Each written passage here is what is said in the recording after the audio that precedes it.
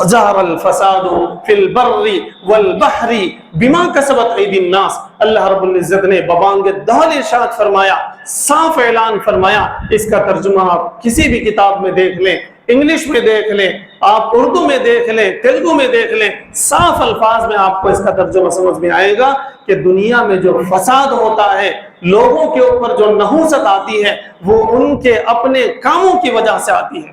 اور حدیث میں بھی اس بات کو واضح کر دیا گیا ہے، اولیاء اللہ نے بھی اس بات کو واضح کر دیا ہے کہ اگر کسی نے گناہ کیا تو اس پر آفت آئے گی. آج جو مسلمانوں پر آفت آئی ہوئی ہے، مسلمان بچیوں کے دوپٹے چھینے جا رہے ہیں، مسلمان بچوں کے داڑیاں نوچی جا رہی ہیں، مسجدوں کو قفل ڈال دیا جا رہا ہے، مدرسوں کو ڈھا دیا جا رہا ہے، کیا کچھ آپ دیکھ رہے ہیں. کس بہانے سے مسلمانوں پر میرے دوستوں مصیبتیں آ رہی ہیں. یہ سفر کے مہینے کے آنے کی وجہ سے نہیں ہے، قرآن کہتا ہے ہمارے اعمال کی وجہ سے ہے.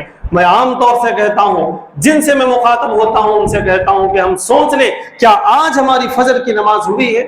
اگر ہماری رب اشرح لی صدری ویسر لی امری واحلل عقدۃ من لسانی یفقهوا قولی. اللهم صل على محمد وعلى آل محمد كما صليت على إبراهيم وعلى آل إبراهيم إنك حميد مجيد.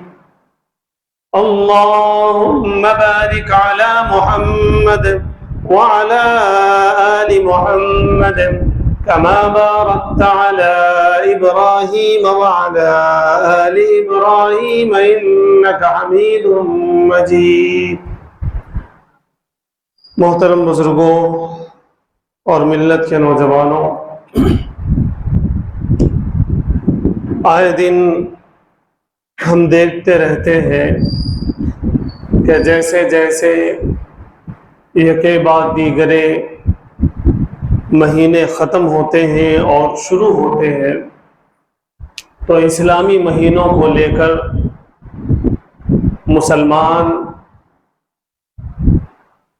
کچھ مسلمان یا بہت سارے مسلمان مہینوں کے حساب سے اپنے آپ کو پریپیئر کرتے ہیں اور اللہ کی عبادت کرنے میں اپنے آپ کو مشغول کرنے کی کوشش کرتے ہیں.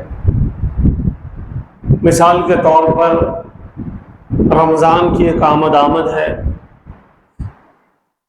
مثال کے طور پر محرم کا مہینہ آتا ہے تو پھر کچھ الگ انداز سے مسلمان ایکٹیو ہوتے ہیں. تو اسی طرح ابھی جس مہینے میں ہم داخل ہوئے ہیں وہ سفر کا مہینہ ہے،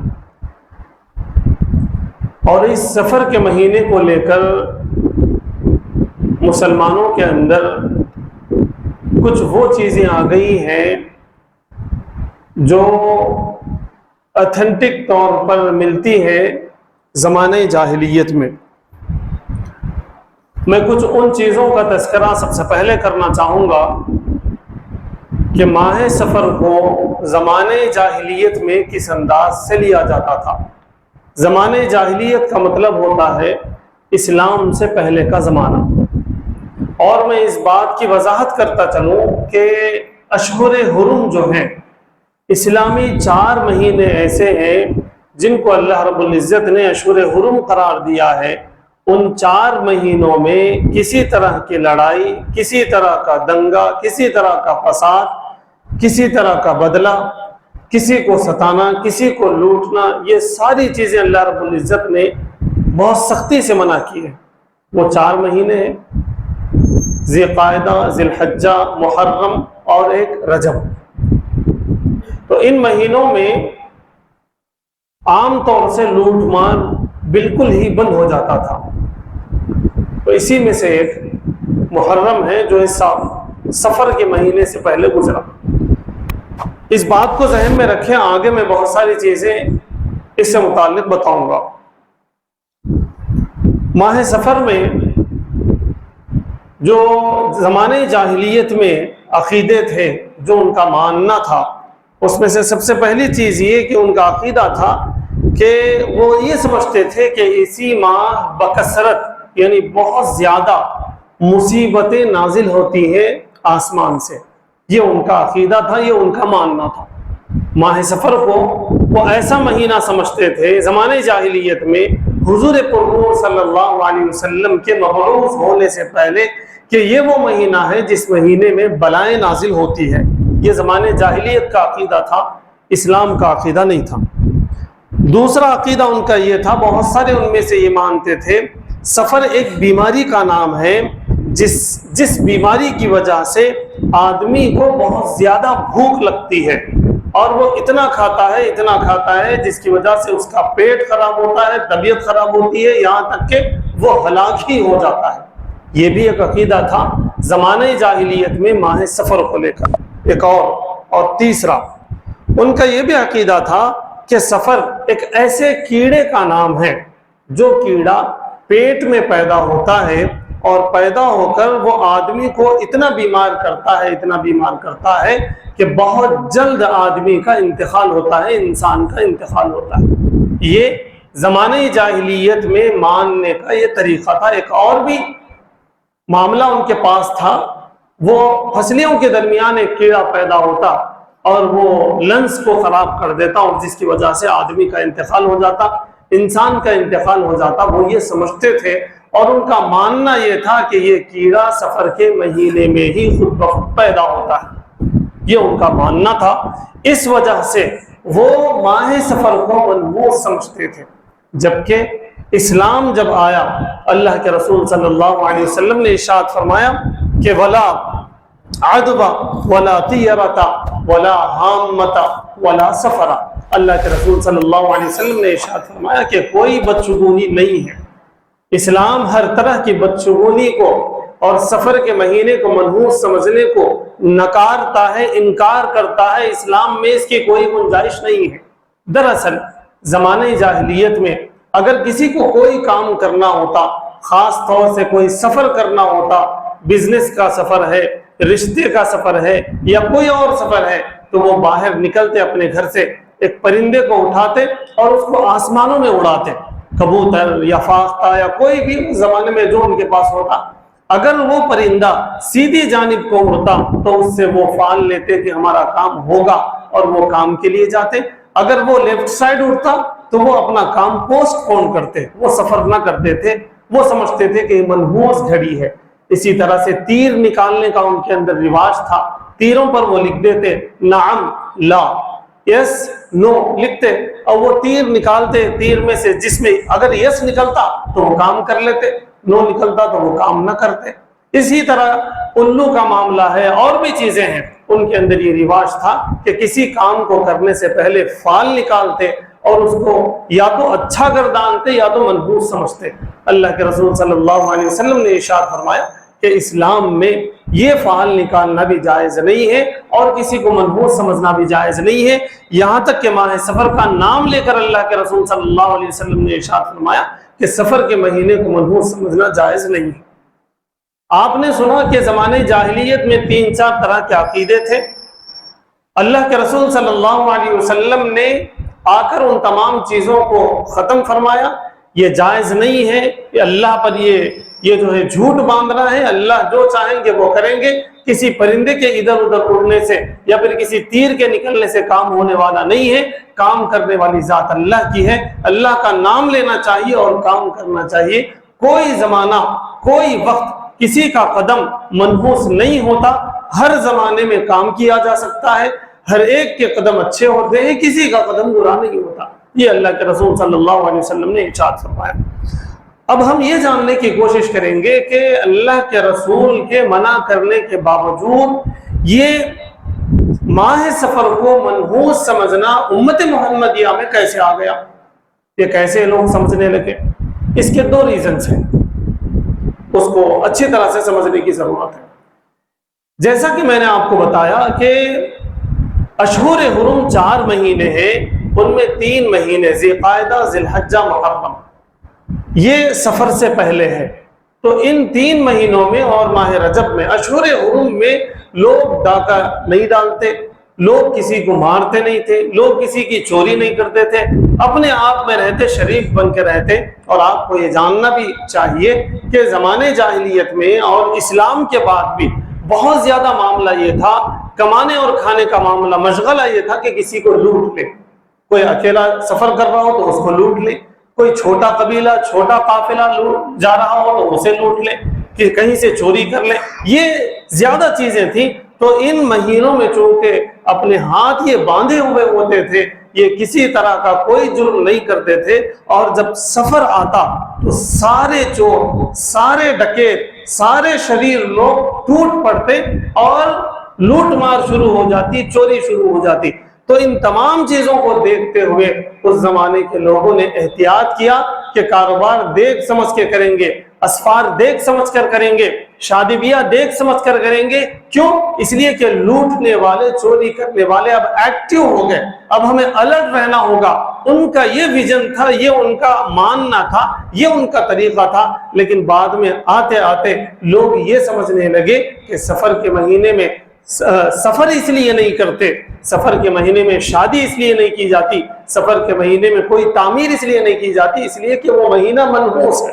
حالانکہ یہ عقیدہ اسلام کا نہیں ہے۔ ہاں، احتیاط کیا جاتا تھا پہلے۔ کیوں؟ اس لیے کہ اس سے پہلے کے مہینوں میں لوگ خاموش رہتے تھے، ڈکیت بھی شریف بن جاتے، چور بھی شریف بن جاتے، ڈکیتی نہیں ہوتی، چوری نہیں ہوتی، ظلم نہیں ہوتا۔ لیکن جیسے ماہ سفر شروع ہوتا تو وہ آزاد گویا کے ہو جاتے اور وہ اپنے اپنے مشغلے میں شروع ہو جاتے۔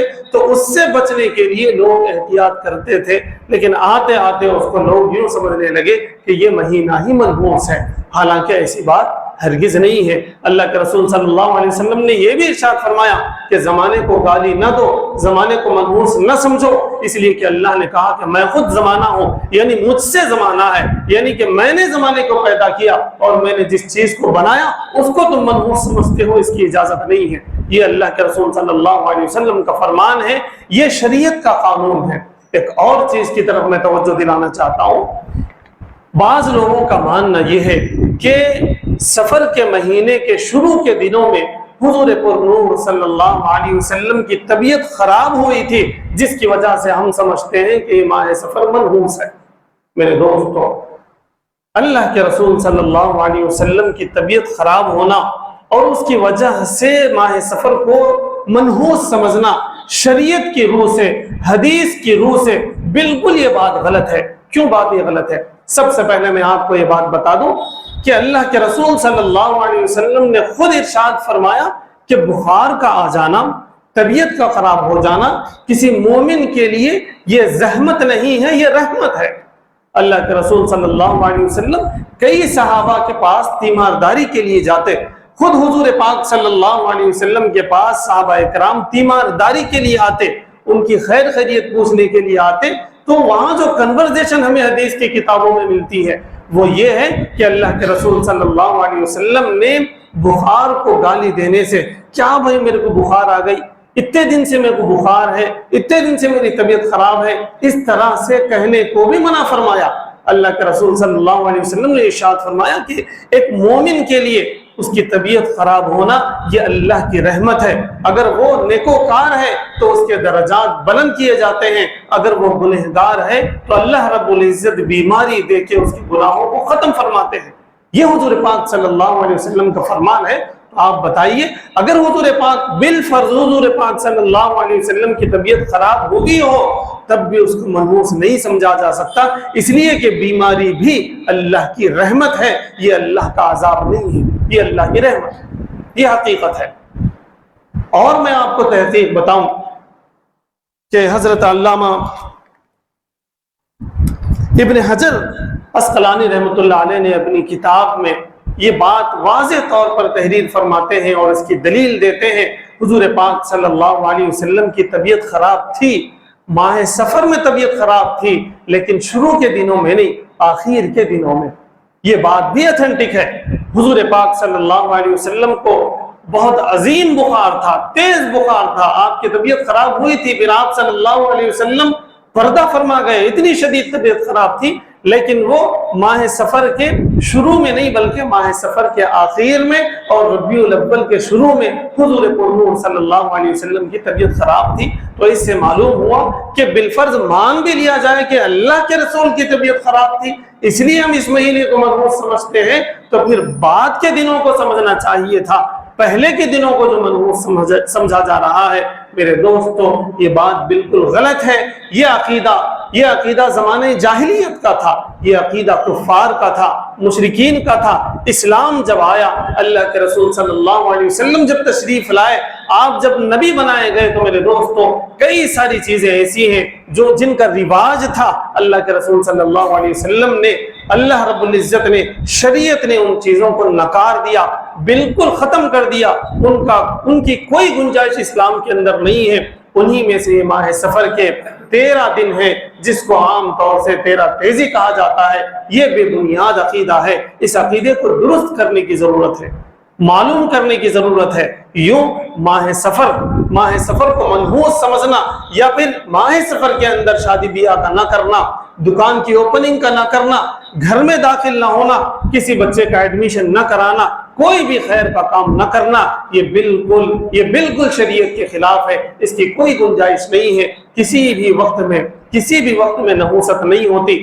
اللہ رب العزت نے ارشاد فرمایا کہ ظہر الفساد فی البر والبحر بما کسبت ایدی الناس۔ اللہ رب العزت نے ببانگ دہل ارشاد فرمایا، صاف اعلان فرمایا۔ اس کا ترجمہ آپ کسی بھی کتاب میں دیکھ لیں، انگلش میں دیکھ لیں، آپ اردو میں دیکھ لیں، تیلگو میں دیکھ لیں، صاف الفاظ میں آپ کو اس کا ترجمہ سمجھ میں آئے گا کہ دنیا میں جو فساد ہوتا ہے، لوگوں کے اوپر جو نحوست آتی ہے، وہ ان کے اپنے کاموں کی وجہ سے آتی ہے۔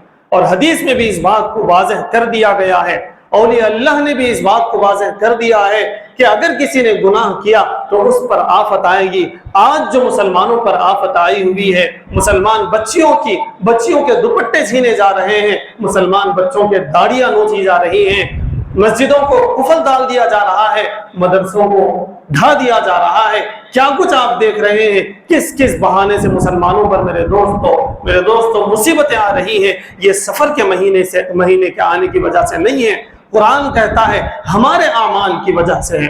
میں عام طور سے کہتا ہوں، جن سے میں مخاطب ہوتا ہوں ان سے کہتا ہوں کہ ہم سوچ لیں، کیا آج ہماری فجر کی نماز ہوئی ہے؟ اگر ہماری فجر کی نماز نہیں ہوئی ہے تو ہم پر نحوست برسے کی۔ کیا ہم نے قرآن کی تلاوت، آج ہم نے قرآن کی تلاوت کی ہے؟ سورہ کہف پڑھنے کی بڑی شان ہے جمعہ کے دن، کیا ہم لوگوں نے قرآن کی تلاوت کی، سورہ کہف کی تلاوت کی؟ ہم نے نہیں کی، اس وجہ سے ہم پر مصیبت آ رہی ہے۔ SIR آ گیا، NRC بھی آئے گا اور ہمیں ڈیٹین بھی کیا جائے گا۔ آپ یقین مانیے کیوں؟ اس لیے کہ ہمارے اعمال کی وجہ سے ہم نے حضور پاک صلی اللہ علیہ وسلم سے وفا نہیں کیا، ہم نے اللہ سے وفا نہیں کیا، ہم نے قرآن سے دھوکہ کیا، ہم نے مسجدوں کو آباد نہ کیا، ہم نے اپنے والدین کا احترام نہ کیا، ہم نے اپنے حقوق ادا نہ کیے، ہم نے قرآن کا حق ادا نہ کیا، اور ہم یہ سمجھنے لگے کہ ربیع الاول کا مہینہ برکتوں والا ہے، رمضان کا مہینہ برکتوں والا ہے، محرم کا مہینہ نحوست کا ہے، سفر کا مہینہ نحوست کا ہے، فلاں دن یہ ہے، فلاں دن وہ ہے۔ میرے دوستو، قرآن کریم کہتا ہے کہ اے لوگو، تمہارے اپنے اعمال کی وجہ سے تم پر تنگی آئے گی۔ تم اگر نگاہوں کا غلط استعمال کرو گے تو تمہاری بیٹی بھی نگاہوں کا غلط استعمال کرے گی، تم اگر زبان کا غلط استعمال کرو گے تو تمہارا بیٹا بھی زبان کا غلط استعمال کرے گا، تم جس روش پر چلو گے تمہاری اولاد اسی روش پر چلے گی۔ آپ نے سنا ہوگا کہ لوگ کہتے ہیں کہ غلطی اس کی نہیں ہے۔ میرے دوستو، یہ بہت بڑی گالی ہے، یہ گالی اس لڑکے اور اس لڑکی کے والدین کو ہو رہی ہے، یہ گالی اس لڑکے اور اس لڑکی کے خاندان کو دی جا رہی ہے کہ غلطی تو اس کی نہیں ہے، لیکن اس کے والدین کے چال چلن صحیح نہیں ہے، اس کے خاندان کے چال چلن صحیح نہیں ہے۔ میں یہاں پر یہ بات بھی کہنا چاہتا ہوں، ہم نمائندے رسول ہیں، ہم نمائندے ہیں، ہم ایجنٹ ہیں اسلام کے، ہم نمائندے ہیں اسلام کے۔ اگر ہم کوئی کام کرتے ہیں تو لوگ کہیں گے کہ مسلمان ایسے ہی کام کرتے ہیں، لوگ کہیں گے حضور پرنور صلی اللہ علیہ وسلم کے امتی یہی کرتے ہیں۔ اس لیے میرے دوستو، ہمیں اس طرف توجہ دینے کی ضرورت ہے۔ ہم پر چھوٹی بڑی جو مصیبت آ رہی ہے، قرآن کہتا ہے کہ وہ ہمارے اپنے اعمال کی وجہ سے ہے۔ ہم کسی مہینے پر دوش دے کر آئی ہوئی نئی نویلی دلہن اور بہو کے قدم پر دوش دے کر ہم نہیں بیٹھ سکتے۔ بہت سارے لوگوں کا عقیدہ یہ ہے کسی لڑکی سے رشتہ ہو گیا، کوئی لڑکی ہمارے گھر بہو بن کے آ گئی اور کوئی حادثہ ہو گیا تو اللہ اکبر کہتے ہیں کہ دلہن کا قدم بہت منحوس ہے، بہت غلط بات ہے۔ اس نے اپنے ماں باپ کو چھوڑا، اس نے اپنی ساری دنیا کو چھوڑ دیا اور آپ کے گھر آئی اور آپ اسے تانا دیتے ہیں۔ اسلام اس کی اجازت نہیں دیتا۔ کسی لڑکی کے گھر آنے سے تو میرے دوستوں رحمتیں آئیں گی، برکتیں آئیں گی۔ یہ بات غلط ہے کہ اس کے آنے سے نحوست آ گئی، بالکل غلط بات ہے۔ اس لیے ہمیں اپنے عقیدے کو درست کرنے کی ضرورت ہے، ہمیں چیزوں کو سمجھنے کی ضرورت ہے اور پریکٹیکلی ہمیں اسلام کے اندر آنے کی ضرورت ہے۔ اللہ تعالیٰ سے دعا ہے کہ اللہ تعالیٰ ہمیں ان تمام چیزوں کو سمجھنے اور اپنے اعمال کو درست کرنے اور خراب اعمال کرنے سے ہمیں اپنے آپ کو بچانے کی توفیق عطا فرمائے۔ وآخر دعوانا ان الحمد للہ رب العالمین۔